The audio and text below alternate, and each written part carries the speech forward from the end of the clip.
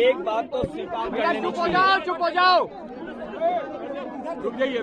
एक बात तो देश की जनता जान गई है, एक बात तो देश की जनता को समझ में आ गई है कि जो सरकार नीट की परीक्षा को भी नहीं करा सकती है, और उसी सरकार की फोर्स का नाकाम होना कि इतनी बड़ी संख्या में युवा छात्र नौजवान आए, उनके साथ जो व्यवहार हुआ है, उनके सरों पे लाठी मारी है, उनके हाथ पैरों में चोट आई है, कईयों की हड्डियां टूटी हैं, कई लोग एडमिट हुए हैं, जो हमारी बहनें हैं, बेटियां हैं, लड़कियां हैं, उनके कपड़े फाड़ दिए, और जितना पुलिस अन्याय कर सकती थी किया उन्होंने। नीट में ये फेलियर हुए, दिल्ली के इंतजाम में फेलियर हुए, और अपना गुस्सा किस पे निकाले? छात्र नौजवानों से।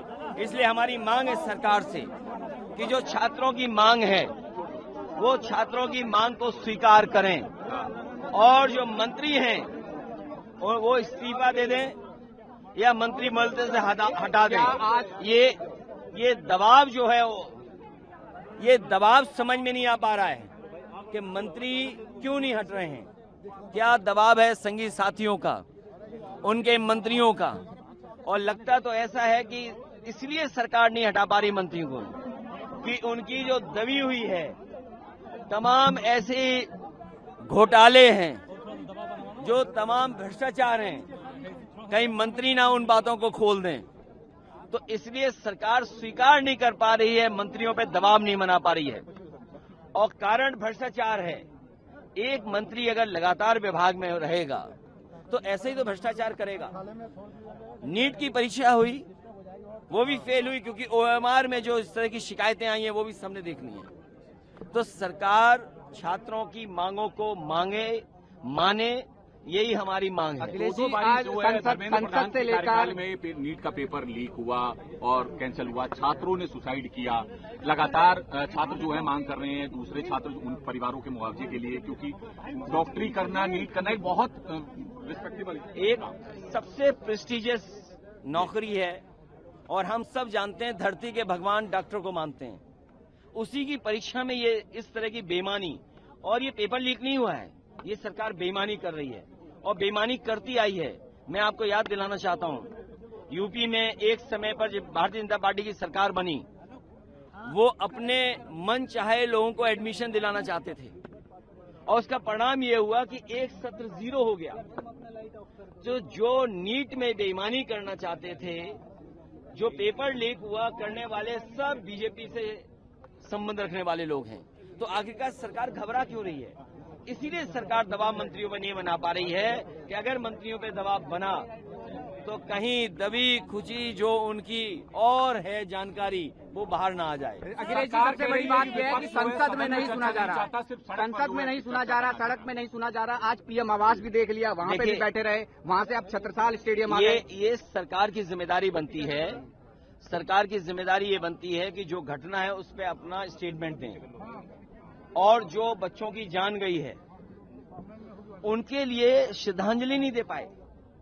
जब हमने सांसदों को, जो हमारे परंपरा रही है लोकसभा की, कि अगर कोई बड़ी घटना हुई है तो हम श्रद्धांजलि देते हैं। आप सोचिए कितनी भेदभाव रखने वाली सरकार है कि बच्चों की जान जाने पर भी जिन्होंने आत्महत्या की उनको श्रद्धांजलि नहीं दे रही है सरकार। तो पहले दिन से सरकार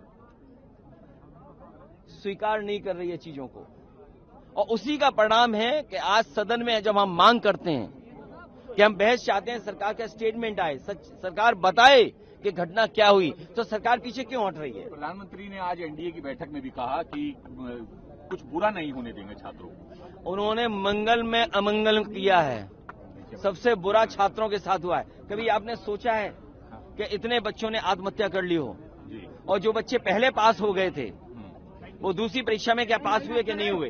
ये निराशा किसने दी है? ये दुर्भाग्यपूर्ण व्यवहार किसकी वजह से हुआ है? ये निराशा किसने पैदा की है?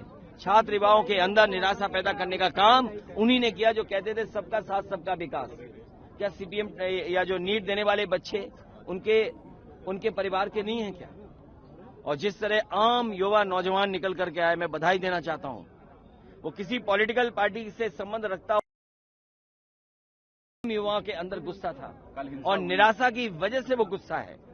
कल हिंसा हुई, उसको लेकर क्या कहेंगे? हिंसा के अगर दोषी है तो सरकार दोषी है। सर ये बताइए, इस्तीफा क्यों नहीं हो रहा है और आज पीएम आवास का मकसद क्या था कि पीएम आवास पे क्या वहां सुन लेंगे? मैं कितनी बार समझाऊं आपको, जैसे चैनलों में चलता है, जैसे दाना वैसे गाना। तो मंत्रियों पे कोई ऐसा दबाव इसलिए सरकार नहीं बना पा रही है कि उन्हें उनके दबे हुए कहीं राज वो न खोल दें। तो जब दबे हुए राज खुल जाएंगे तो सरकार की कितनी फजीयत होगी, इसीलिए सरकार दबाव नहीं बना पा रही। हम खुद सोच रहे हैं कि सरकार दबाव क्यों नहीं बना पा रही है। तो विपक्ष क्या करेगा आगे? विपक्ष लगातार इसी तरह संघर्ष करता रहेगा। विपक्ष लगातार युवा नौजवान छात्रों की बात करेगा। और जो लोग कहते हैं विकसित भारत बनेगा, क्या विकसित भारत बेरोजगारों के साथ बनेगा? क्या अमृत काल का जो कार्यकाल है वो बड़े पैमाने पे नौजवान बेरोजगार होंगे? तो ये जो रिहा कर दिए गए कह रहे जा सकते हैं नहीं, जो सरकार कर रही है, हम पुलिस का भी धन्यवाद देते हैं कि आधी पुलिस हमारे साथ है। राहुल जी चले गए हैं, प्रियंका जी चली गई हैं, कार्यकर्ता आपके भी और तमाम आपको भी साथ में लाया गया। जब सब चले गए तो हम भी चले जाएंगे, क्योंकि पुलिस के पास कोई इंतजाम रखने का नहीं है। विपक्ष सड़कों पे नजर आएगा, विपक्ष सड़कों पे नजर आएगा दोबारा। भाई रुक जाओ यार। देखिए लगातार समाजवादी पार्टी ने, समाजवादी लोगों ने ये बात कही। और आपको याद होगा कि उत्तर प्रदेश में 20 पेपर लीक हुए हैं, वो मुकाबले में दिल्ली सरकार से आगे हैं। यूपी की सरकार, डबल इंजन की सरकार, उनके जो टैंक हैं वो इतने बड़े हो गए भ्रष्टाचार के, जिसकी आप कल्पना नहीं कर सकते हैं। अगर भारत सरकार में पेपर लीक हो रहे हैं तो यूपी सरकार भी आगे है, वो भी पेपर लीक कर रही है। अगर यहां पेपर लीक हुए हैं तो यूपी में 20 से ज्यादा पेपर लीक हुए हैं। तो आप कल्पना करिए, अगर 20 पेपर लीक हुए तो कितने करोड़ों परिवार प्रभावित हुए हैं। वो परिवार जिनका जीवन यापन नौकरी से है।